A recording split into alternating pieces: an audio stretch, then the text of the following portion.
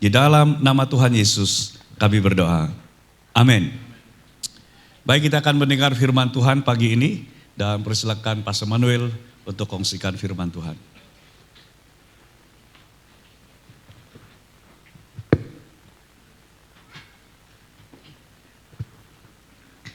Shalom jemaat Tuhan. Lebih keras lagi shalom. Lebih keras lagi shalom. Katakan di sebelah kiri dan kanan kamu. Merry Christmas. Merry Christmas. Bagi tahu di sebelah kiri kanan kamu, kamu cantik, kamu handsome.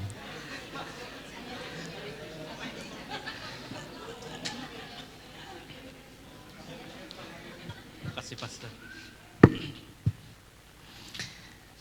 Sebelum kita mendengarkan firman Tuhan, kita berdoa dan saya pimpin dalam doa. Bapa yang baik, Bapa yang kami kenal di dalam Kristus Yesus Tuhan.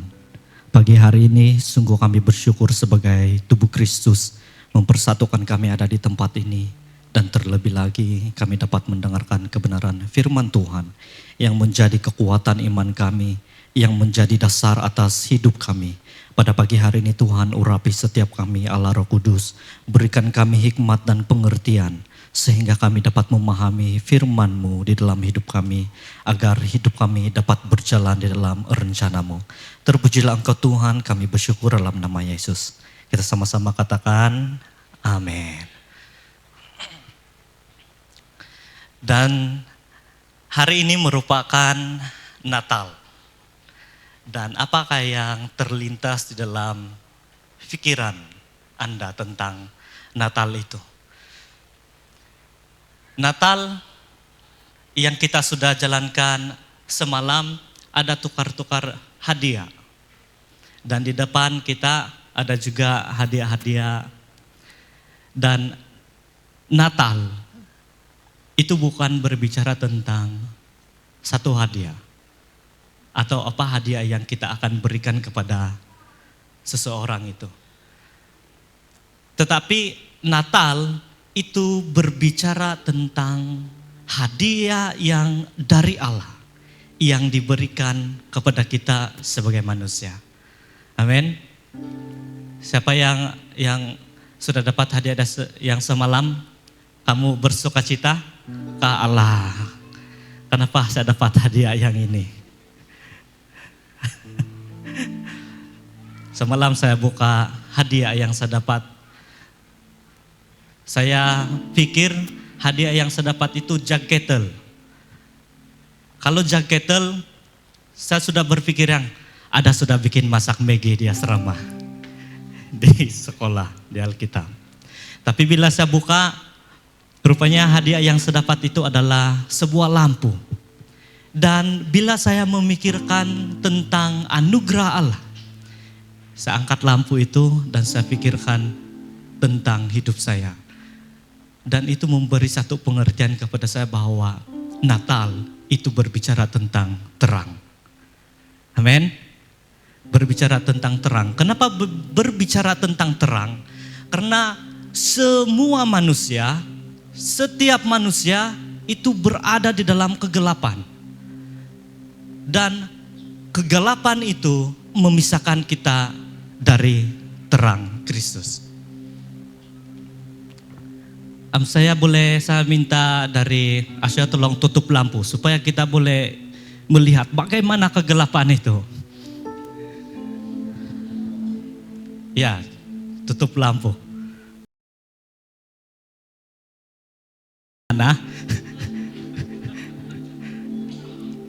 Nah, kegelapan, ada lagi terang di sini, tapi tidak apa. Nah, kegelapan itu seperti begini. Kita sedang berada di satu keadaan yang gelap, tetapi Natal itu memberikan terang. Nah, Natal itu seperti ini, dia ada cahaya. Dan cahaya itu berfungsi untuk kita dapat melihat.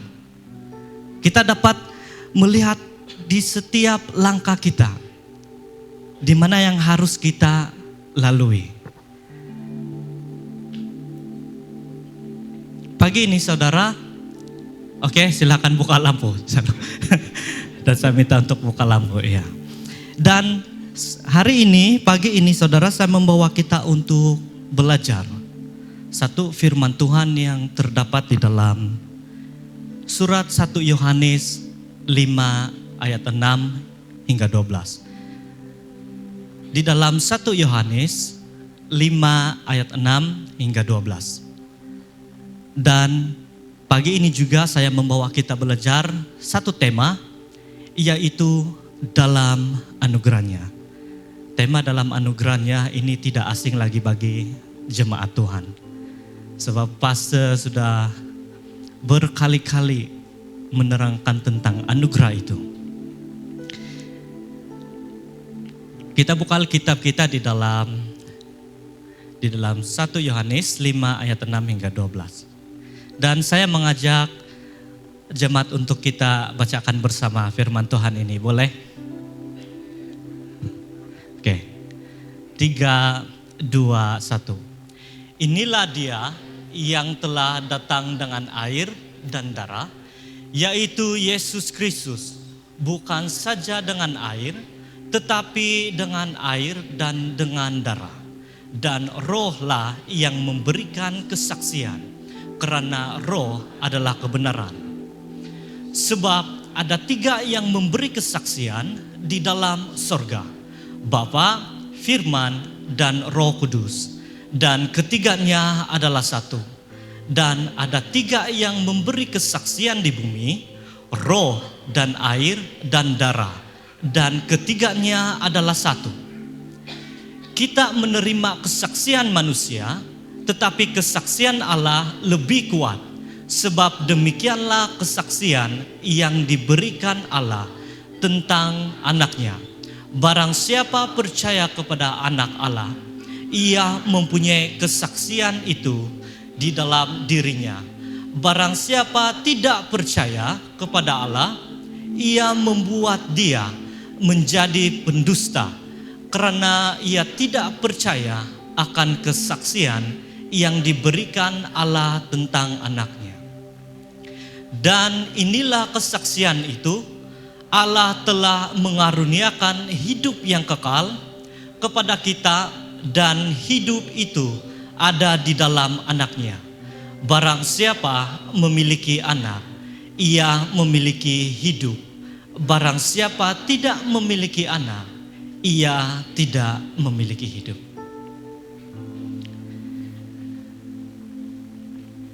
Di dalam surat 1 Yohanes 5 ayat 6 hingga 12, Rasul Yohanes menuliskan surat ini kepada orang-orang Kristen yang memerlukan keyakinan tentang kebenaran pada ketika itu.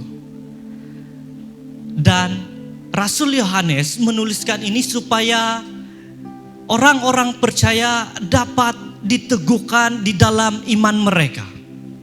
Karena pada waktu itu ada ajaran-ajaran bidat atau ajaran-ajaran sesat yang timbul bertentangan dengan iman Kristen. Apa yang diberitakan oleh Rasul Yohanes dan rasul-rasul yang lain. Dan ajaran itu adalah Gnostik. Dan kita dapat melihat surat di dalam 1 Yohanes 4 ayat 1, Rasul Yohanes berbicara tentang apa yang menjadi tentangan dalam ajaran Gnostik ini. Ajaran Gnostik ini adalah ajaran yang berasaskan tentang ilmu pengetahuan. Dan ajaran ini menekankan untuk mereka selamat, untuk mereka mendapatkan hidup kekal, mereka harus memiliki intelektual yang tinggi untuk memikirkan tentang alam roh. Mereka tidak percaya bahwa Yesus itu adalah sumber kehidupan yang memberi kehidupan untuk manusia. Maka sebab itu, di dalam konteks Yohanes ketika menuliskan surat ini, ajaran ini sudah berleluasa. Dan ini yang menjadi tantangan iman Kristen pada ketika itu. Dan ajaran Gnostik ini juga tidak percaya ada kebangkitan tubuh. Mereka tidak percaya tentang kebangkitan daging.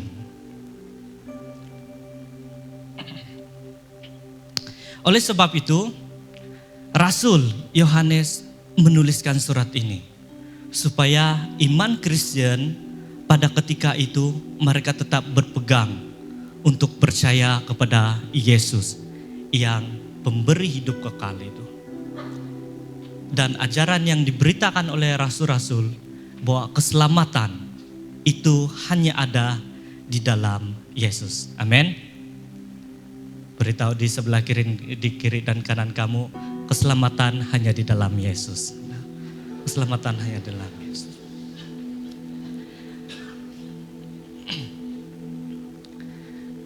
Anak-anak muda yang sedang mencari pasangan, walaupun saya ini masih bujang, dan saya juga dibawa bimbingan Pastor Lesius. Dan saya mau beritahu bahwa jangan mencari cinta yang sempurna. Jangan mencari person atau pribadi yang sempurna untuk kamu cintai. Tetapi cintailah orang itu dengan cinta yang sempurna, menerima kekurangan orang itu. Amin. Kalau kita tanya-tanya yang sudah berkawin, prinsip-prinsip mereka, penerimaan itu penting. Amin kah yang sudah kawin-kawin? Ada satu lagu, nasihat buaya pencen. Ini bukan nasihat buaya pencena. Dan kalau kita melihat Natal ini berbicara tentang kasih yang sempurna.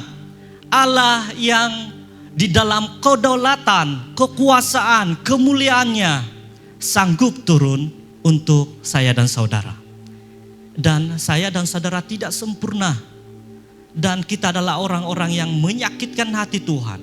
Kita terpisah, kita memberontak Tuhan.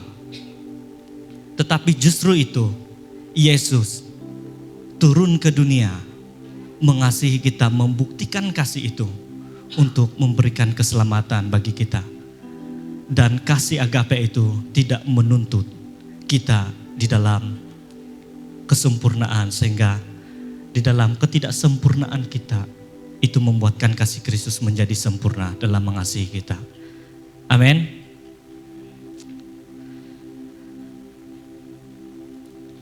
Kenapa kita perlu dalam anugerahnya? Kenapa kita perlu berada dalam anugerahnya atau dikenali sebagai kasih karunia-Nya? Yang pertama adalah memiliki hidup.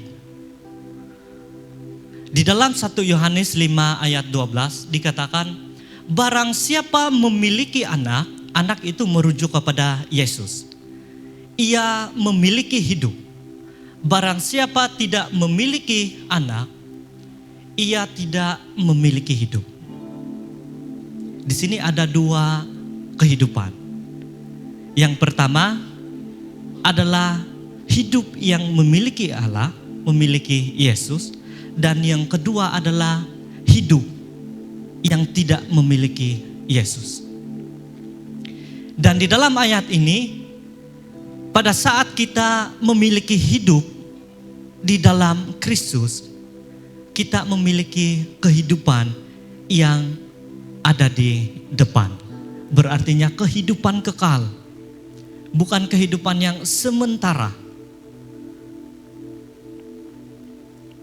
Pernahkah kamu berpikir bahwa bagaimanakah keadaan saya pada saat saya sudah meninggal dan berada di dalam alam roh? Ada yang khawatir, ada yang berada dalam ketakutan. Tetapi hari ini saudara, pada saat kita melihat ayat ini, barang siapa memiliki anak, yang kita adalah orang percaya dan menerima Yesus Kristus itu adalah Tuhan, kita berada di dalam kehidupan kekal itu sendiri. Dan kehidupan yang di luar Kristus, kita akan berada dalam satu kehidupan yang tidak ada kepastian di dalam kehidupan kekal. Dan saya mau katakan saudara, bahwa hidup di luar Kristus menjadikan kita mengalami penderitaan yang tidak ada ujungnya. Ajaran gnostik yang mengaitkan tentang kepastian hidup kekal, itu mereka hanya berasaskan tentang ilmu pengetahuan. Kalau mereka memiliki kehidupan kekal, untuk mereka mencapai kehidupan kekal, mereka perlu memiliki intelektual yang tinggi tentang alam roh. Tetapi hari ini saudara, Yesus yang turun ke dunia menjadi manusia menyatakan bahwa kalau kita memiliki Dia, barang siapa yang memiliki Yesus, kita berada di dalam hidup yang kekal itu.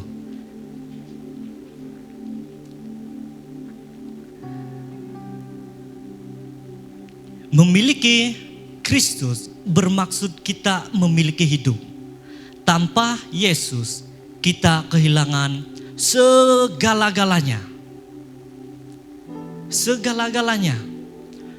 Mungkin di dunia ini kita merasa kecukupan meskipun kita di luar Kristus.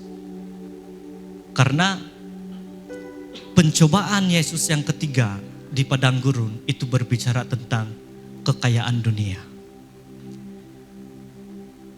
Iblis berkata, jika engkau sujud menyembah aku, segala kekuasaan dunia ini, kekayaan dunia ini akan kuberikan kepadamu dan menjadi milikmu. Pada saat kita di luar Kristus dan kita menyadari bahwa kita berkecukupan, kita tidak perlukan Kristus dalam hidup kita. Kita sedang berada dalam kehidupan yang mengalami penderitaan kekal.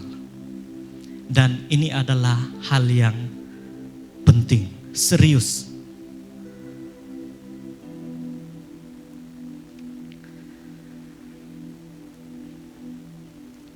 Dan kenapa kita perlu di dalam anugerah, di dalam kasih karunia? Yang kedua adalah kesaksian hidup. Di dalam 1 Yohanes 5 ayat 10, barang siapa percaya kepada anak Allah, ia mempunyai kesaksian itu di dalam dirinya. Barang siapa tidak percaya kepada Allah, ia membuat dia, saya ada letak tanda kurung di sana, dia itu merujuk kepada Yesus, menjadi pendusta karena ia tidak percaya akan kesaksian yang diberikan Allah tentang anaknya. Kalau kita melihat di ayat yang sebelum, Rasul Yohanes menuliskan satu teologi yang berbicara tentang Tritunggal. Allah, Allah Bapa, Allah Anak, dan Allah Roh Kudus. Dan inilah yang menjadi saksi atau memberikan kesaksian tentang Yesus. Dan kalau di dalam bangsa Yahudi, kalau ada satu peristiwa, jika ada satu peristiwa yang membuatkan mereka melanggar hukum Taurat. Saya mengambil contoh dalam perzinahan. Kalau seseorang perempuan itu kedapatan berzina, dalam budaya Yahudi mereka perlu ada 3 atau 2 saksi tentang kejadian itu. Baru kejadian atau peristiwa itu kukuh. Dan Rasul Yohanes mengambil metode ini tentang bahwa Yesus yang turun ke dunia, yang diberikan kesaksian oleh Roh Kudus dan Allah Bapa, itu benar-benar betul. Itulah sebabnya Rasul Yohanes memberikan ayat yang sebelum tentang teologi ketritunggalan Allah. Dan ketritunggalan Allah itu adalah satu. Walaupun di dalam metode tentang ketritunggalan Allah ini tidak dapat difikirkan oleh manusia lebih kukuh. Karena begini, kalau kita berada di di luar bangunan, dan pada waktu tengah hari kita tidak akan dapat melihat matahari itu dengan baik, betul? Siapa yang pernah melihat matahari pada jam 12? Ada yang tengok matahari jam 12? Dan itu adalah satu bila kita melihat, sakit mata untuk melihat matahari itu di tengah hari. Dan itulah sebabnya kita tidak akan dapat mencari metode, kita tidak dapat mencari apa yang kukuh untuk menggambarkan ketritunggalan Allah itu sendiri. Tetapi Rasul Yohanes menuliskan bahwa Allah Bapa, Allah Anak, Allah Roh Kudus itu adalah satu. Dan tindakan percaya kita kepada Allah menjadikan kita memiliki kesaksian itu. Karena barang siapa percaya kepada anak Allah, ia mempunyai kesaksian itu di dalam dirinya.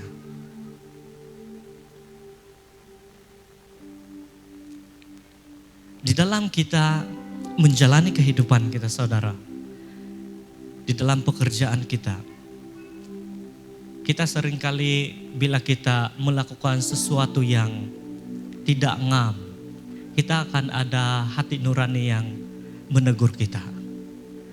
Karena kita adalah orang-orang percaya, ada Roh Kudus yang berbicara kepada kita untuk kita berjalan dalam rencana Allah. Dan itulah kesaksian di dalam diri kita. Dan kesaksian itu bukan hanya kita rasakan apa di dalam hati kita, tetapi kesaksian itu selalu yang keluar, yang orang dapat lihat dalam pribadi kita. Dan kesaksian itu akan memberikan gambar dan orang itu mengenal Yesus yang ada di dalam kita.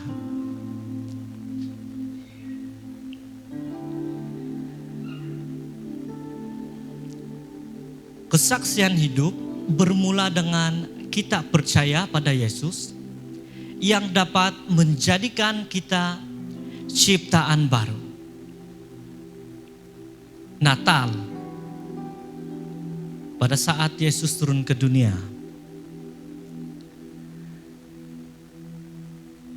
kalau kita melihat, kalau ada jemaat Tuhan yang tidak sempat datang pada semalam, ada sketsa tentang bagaimana kelahiran Kristus. Dan ada gembala-gembala yang mula-mula dalam gembala-gembala itu tidak pernah mendengar tentang siapa Yesus. Tapi ketika malaikat Gabriel memberikan kabar tentang gembala itu, mereka mulai mengenal, mulai percaya tentang pemberitaan itu. Haleluya. Dan akhirnya mereka mempunyai tindakan untuk mencari siapa Yesus itu. Dan tindakan itulah yang membuatkan mereka menemukan Yesus. Dan kalau kita melihat dalam kehidupan kita, selidiki hati kita, apa tindakan kita untuk menemukan Yesus dalam hidup kita. Pada saat gembala-gembala itu datang menemui Yesus, kalau dalam tradisi Yahudi, gembala ini adalah satu kedudukan yang sangat rendah di dalam kebudayaan mereka. Dan pekerjaan mereka itu dipandang rendah. Boleh dikatakan bahwa tidak ada nilai. Tetapi justru Allah memakai gembala-gembala ini mendapat pewahyuan, kabar baik dari Sang Mesias. Dan dari peristiwa gembala-gembala itu, menjadikan mereka mengalami ciptaan baru di dalam diri mereka dalam menemui Sang Mesias. Dan seperti yang dikhotbahkan, yang diberikan oleh pastor semalam, bahwa kesan ketika mereka menjumpai bayi Yesus itu, mereka mulai memuji dan bersukacita. Dan itulah yang menjadi kesaksian mereka bagi bangsa-bangsa di sekitar mereka. Walaupun mereka mengalami kehinaan di dalam pekerjaan mereka, mereka tidak dipandang oleh masyarakat pada ketika itu. Tetapi justru mereka menjadi kesaksian tentang Yesus itu.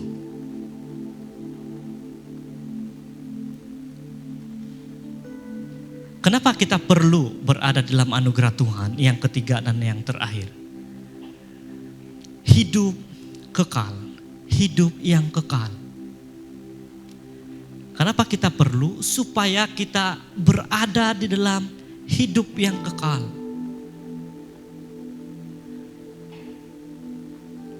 Dan Natal ini berbicara tentang hidup yang kekal. Yang adalah mulanya kita adalah seorang pemberontak. Kita berada di dalam kegelapan. Tetapi Allah memberikan hidup kekal di dalam Kristus. 1 Yohanes 5 ayat 11. Dan inilah kesaksian itu. Allah telah mengaruniakan hidup yang kekal kepada kita. Dan hidup itu ada di dalam anaknya. Dan inilah kesaksian itu.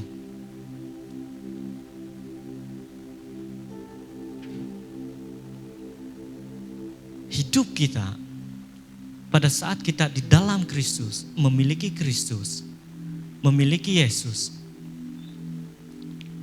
Kesaksian ini seharusnya kita dapat menonjolkan dalam kehidupan kita sebagai orang percaya.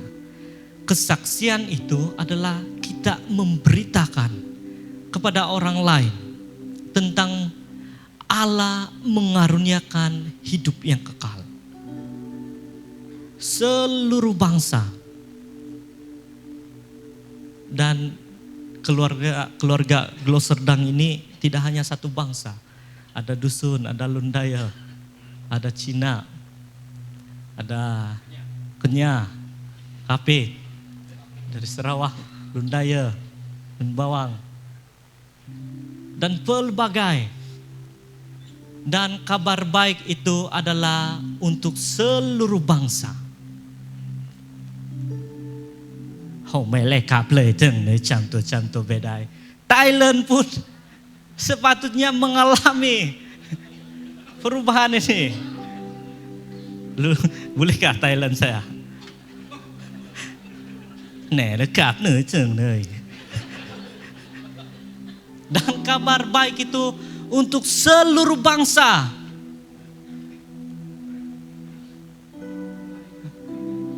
Bukan untuk Sabah, bukan untuk Sarawak, tetapi untuk seluruh bangsa. Dan kesaksian ini yang kita bawa di dalam pekerjaan kita, di dalam kuliah kita, bahkan di dalam apapun hidup kita, dimanapun kita berada. Kesaksian ini yang kita bawa sebagai orang percaya. Memberitakan bahwa Yesus itu adalah pemberi hidup kekal. Allah telah mengaruniakan hidup yang kekal kepada kita dan hidup itu ada di dalam anaknya. Jelas firman Tuhan menekankan bahwa hidup kekal itu hanya di dalam Yesus. Titik. Tidak ada di dalam siapapun. Kisah Rasul 4 ayat 12 juga menekankan bahwa keselamatan tidak ada di dalam siapapun di dalam dunia ini selain di dalam Dia, yaitu Yesus Kristus. Dan hadiah Natal itu bagi kita adalah Yesus Kristus. Yang memulihkan hubungan kita dengan Allah. Yang memulihkan hubungan kita sesama.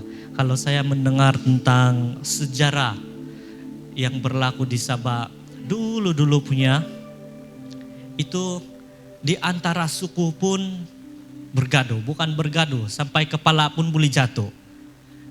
Ada perselisihan sedikit, semua gimat keluar, semua tangkal-tangkal keluar. Tetapi justru Yesus yang datang ke dunia mempersatukan kita di dalam sebagai satu tubuh Kristus.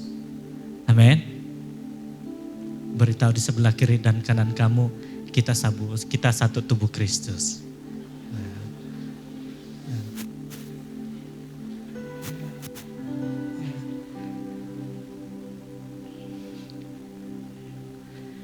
Bukan kebaikan manusia yang menghasilkan hidup kekal.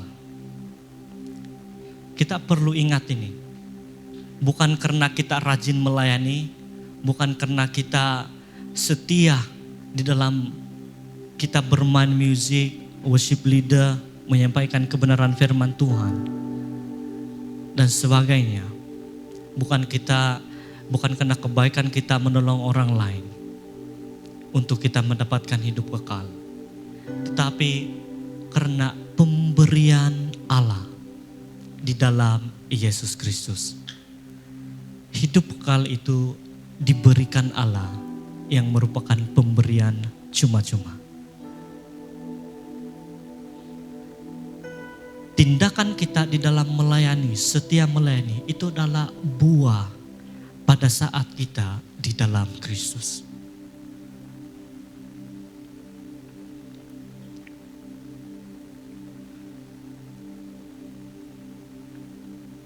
Sebagai kesimpulannya, Kristus Yesus yang telah datang ke dunia bukan hanya membawa hidup bagi semua manusia, tetapi Dia Yesus adalah hidup itu sendiri. Gnostik, ajaran gnostik ini menentang iman ini. Karena mereka percaya bahwa Yesus yang turun ke dunia itu adalah Allah yang lebih rendah dari Allah Bapa. Gnostik memikirkan hal itu, bahwa Allah Bapa lebih tinggi dari Allah Anak. Tetapi kita sebagai orang percaya bahwa Allah Bapa, Allah Anak, Allah Roh Kudus itu adalah setara, kekekalan di dalam kekudusan. Dan Allah lah sumber hidup itu. Dan Yesus itu adalah sumber hidup itu sendiri. Jangan hanya kita berhenti bahwa saat kita sudah dibaptis, sudah kita melayani, kita berhenti untuk asa sudah terima Yesus.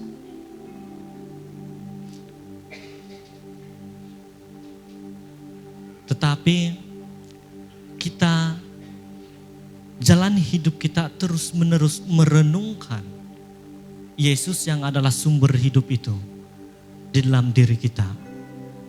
Amin. Kita berdiri bersama.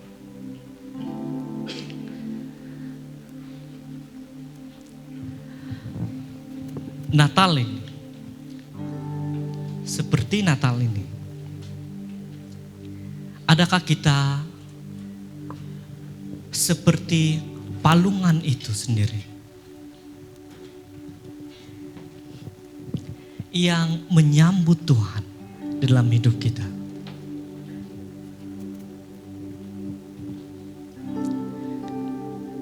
Pengetahuan mengenal Allah, mengenal Yesus itu bukan hanya sekedar di dalam pikiran kita, tapi Tapi kita perlu mengalami siapa Yesus di dalam hidup kita. Amin. Kita renungkan bersama.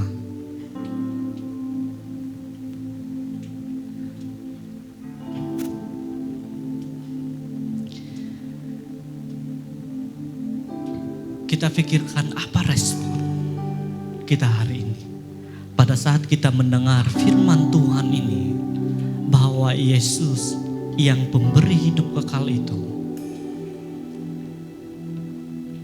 sehingga kita memiliki kesaksian di dalam Kristus, sehingga kita menjadi milik Allah. Respon kita adalah menerima Yesus seperti palungan itu.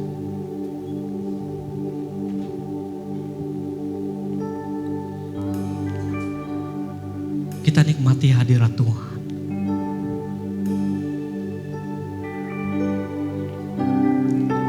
Sambil kita mengangkatkan lagu ini seperti palungan.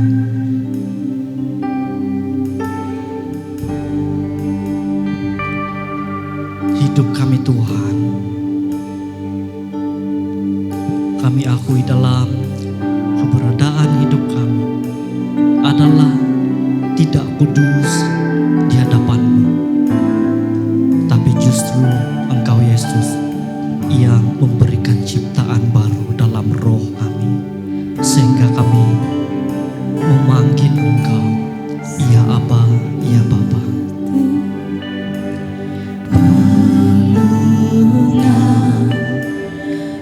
Layakkanlah hatiku menyambut-Mu Tuhan, seperti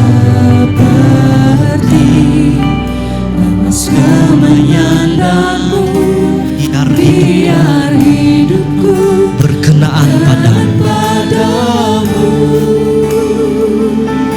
sebab Natal tak akan berarti tanpa Yes, Lord. kasih-Mu. Natal tidak berarti tanpa kasih Tuhan. Di hatiku hanya bersama-Mu, Yesusku, rasakan selalu indahnya Natal di hatiku.